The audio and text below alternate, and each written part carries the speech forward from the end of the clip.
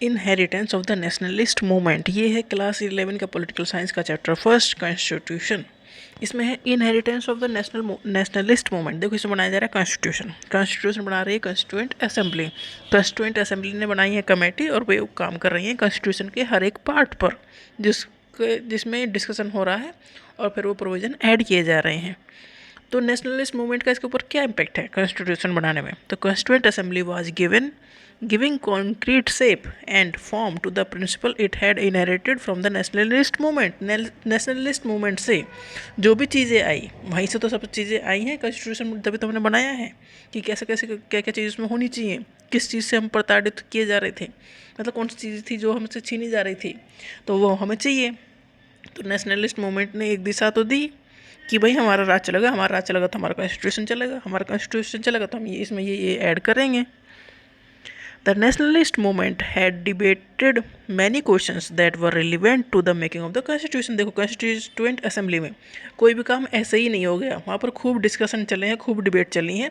2 साल 11 महीने, लगभग 3 साल के बराबर इसमें खूब डिस्कशन चली हैं और सारी चीज़ों को रिटर्न रखा गया है।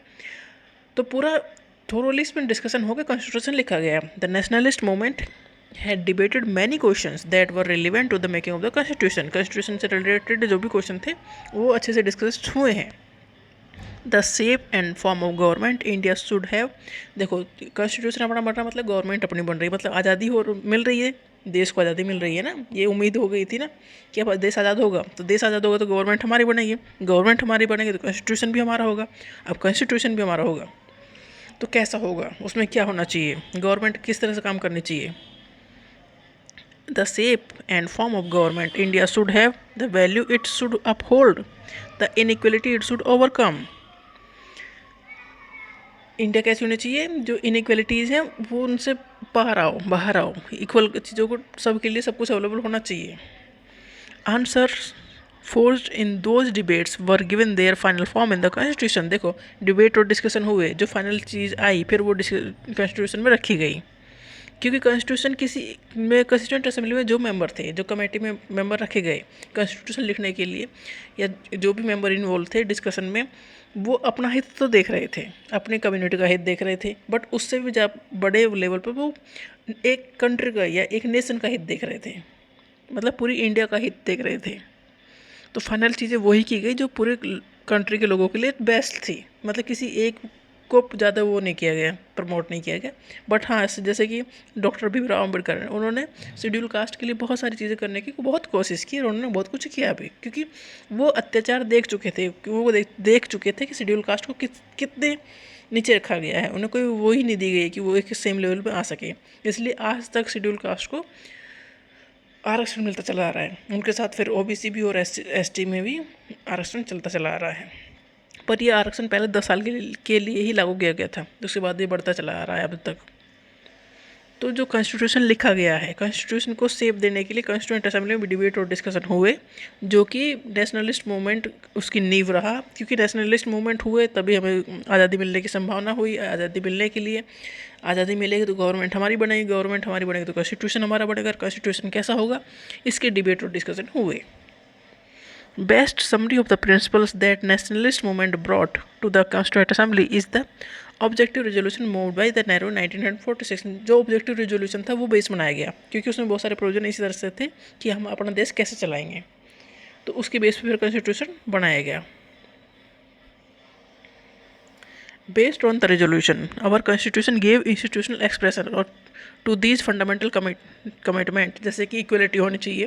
कॉन्स्टिट्यूशन का बेस क्या है, इक्वलिटी होनी चाहिए, लिबर्टी होनी चाहिए, डेमोक्रेसी होनी चाहिए, सोवरेनिटी एंड एक कॉस्मोपॉलिटन आइडेंटिटी, मतलब सारे चीज़ें होनी चाहिए कॉन्स्टिट्यूशन में। कॉन्स्टिट्यूशन का ये बेस हो गया, सब बराबर हो, सबको आज़ादी हो, देश में डेमोक्रेसी हो, मतलब पब्लिक का राज हो, राजाओं का राज ना हो, हमारे देश के ऊपर किसी और देश का राज ना हो, और हमारी पहचान हमारे देश से हो।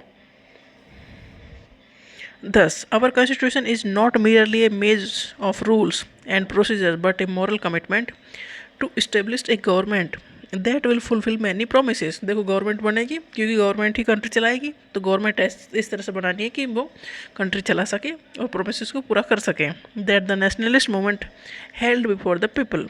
गवर्नमेंट किसके लिए, लोगों के लिए। like all people of India shall be guaranteed and secured social, economic and political justice. हर किसी को, जो भी इंडिया का नागरिक है, उसे जस्टिस मिलना चाहिए हर लेवल पे, सोशल लेवल पे भी, इकोनॉमिक लेवल पे भी एंड पॉलिटिकल लेवल पे भी.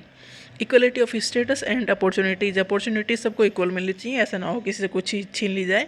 इक्वलिटी बिफोर लॉ, कानून की नज़रों में सब बराबर रहेंगे. Fundamental freedom of speech, expression, belief, faith, worship and association and action subject to law and public morality. मतलब सबको सब कुछ सारी आज़ादी मिलनी चाहिए. ये बेस रहेगा गवर्नमेंट चलाने का, और यही बेस था कॉन्स्टिट्यूशन का, क्योंकि कॉन्स्टिट्यूशन को बेस मान के ही गवर्नमेंट चलती है.